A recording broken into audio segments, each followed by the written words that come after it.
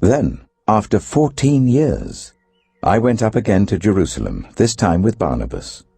I took Titus along also.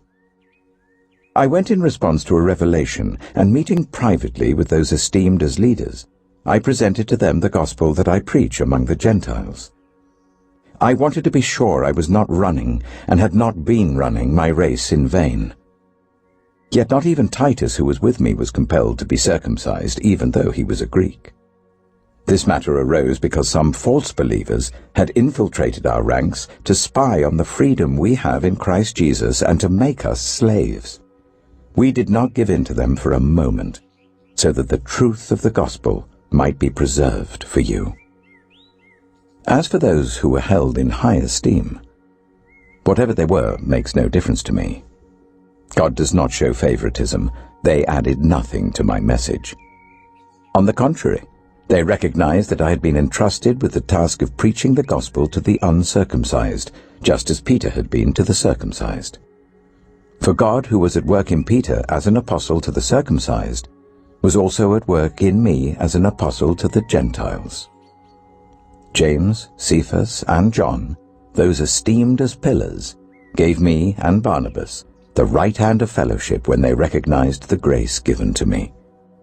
They agreed that we should go to the Gentiles, and they to the circumcised. All they asked was that we should continue to remember the poor, the very thing I had been eager to do all along. When Cephas came to Antioch, I opposed him to his face because he stood condemned.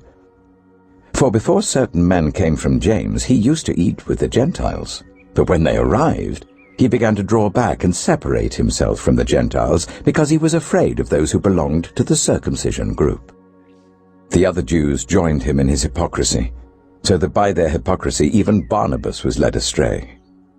When I saw that they were not acting in line with the truth of the gospel, I said to Cephas in front of them all, "You're a Jew, yet you live like a Gentile and not like a Jew. How is it then that you force Gentiles to follow Jewish customs? We who are Jews by birth, and not sinful Gentiles, know that a person is not justified by the works of the law, but by faith in Jesus Christ.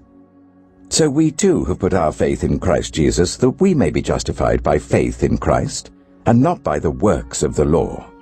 Because by the works of the law, no one will be justified. But if, in seeking to be justified in Christ, we Jews find ourselves also among the sinners, doesn't that mean that Christ promotes sin? Absolutely not. If I rebuild what I destroyed, then I really would be a lawbreaker. For through the law I died to the law, so that I might live for God. I have been crucified with Christ, and I no longer live, but Christ lives in me. The life I now live in the body, I live by faith in the Son of God, who loved me and gave himself for me. I do not set aside the grace of God, for if righteousness could be gained through the law, Christ died for nothing.